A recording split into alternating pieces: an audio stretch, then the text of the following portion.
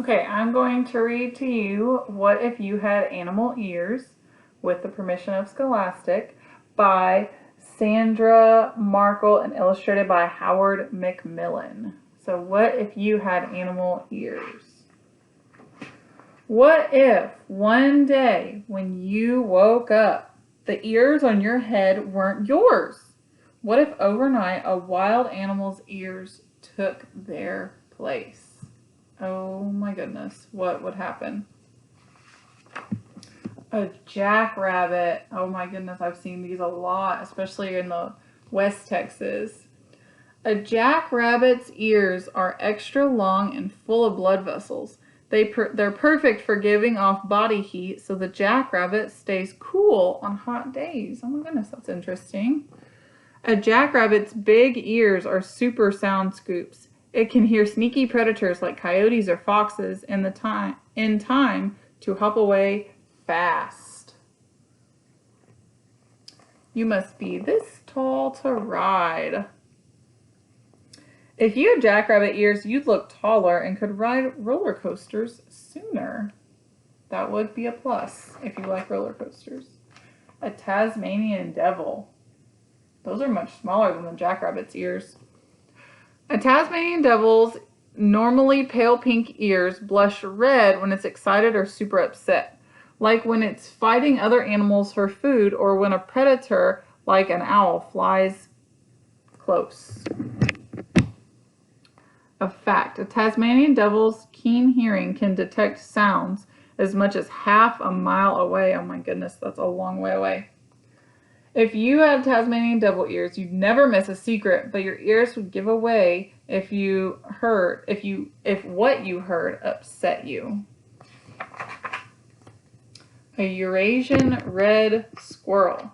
A Eurasian red squirrel's ears change with the seasons.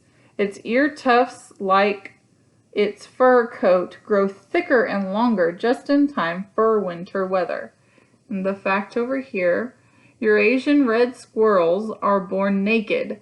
They don't get their first fur coat or ear tufts until they're about 21 days old. So that's 3 weeks. They don't get furry until they're 3 weeks old.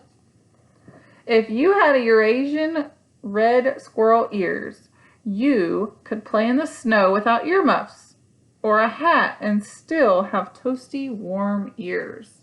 That would be cool if it snowed around here. A koala. Those are cute.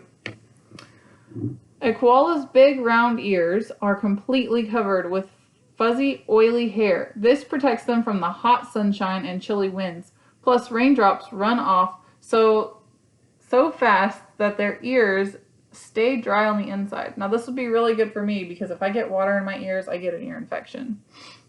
Scientists discovered female koalas choose the loudest male in the area when they mate and have babies. For koalas, being loud usually means they're strong and healthy. That's very interesting. If you had koala ears, you could style your ear hair. Then you'd be sure to turn heads and start a wild trend. It's like it has built-in gel. An okapi. I'm not sure if I'm saying that right.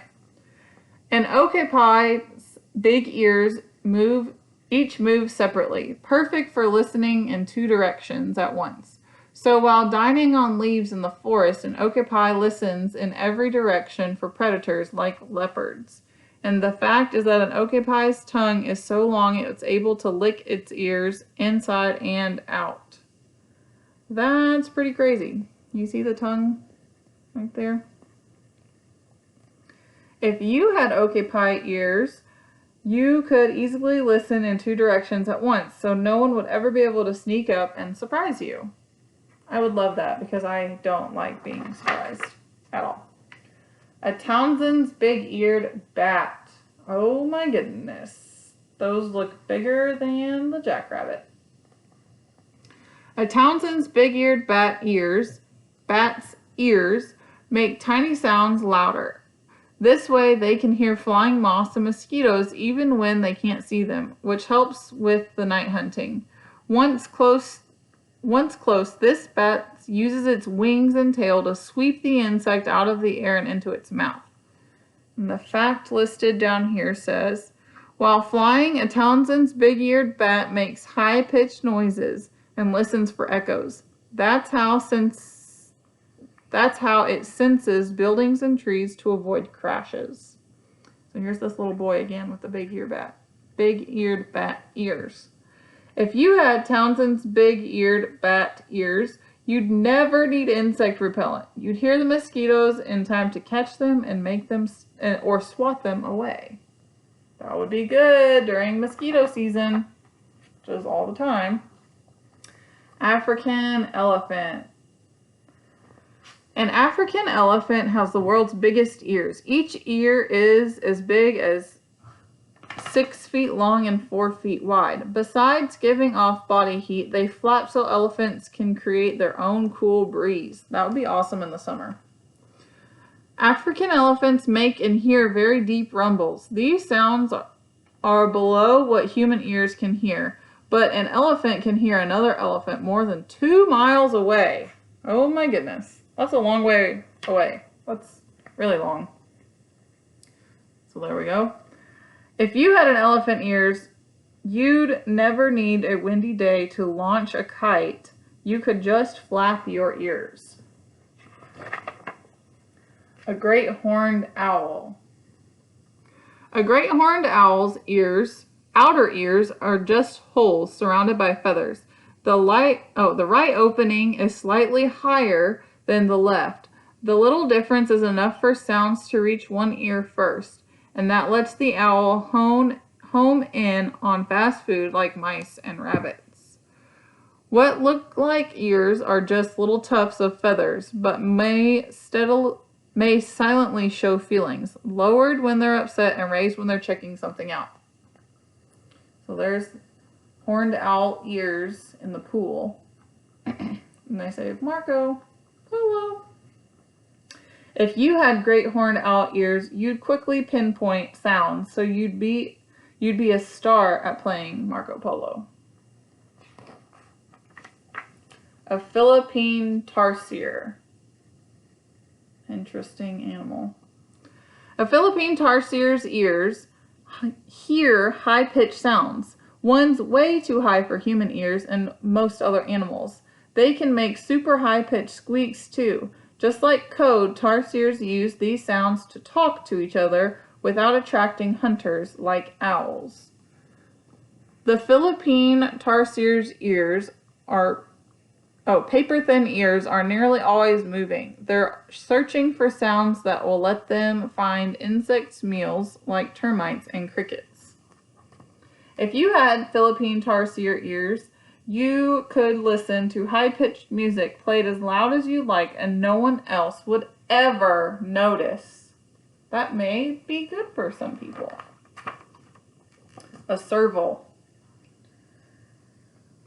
A serval's ears have eye spot-like markings on the back. These let several kittens easily track and follow their mother through tall grass, and keen hearing lets the serval know just where to pounce and catch a mouse.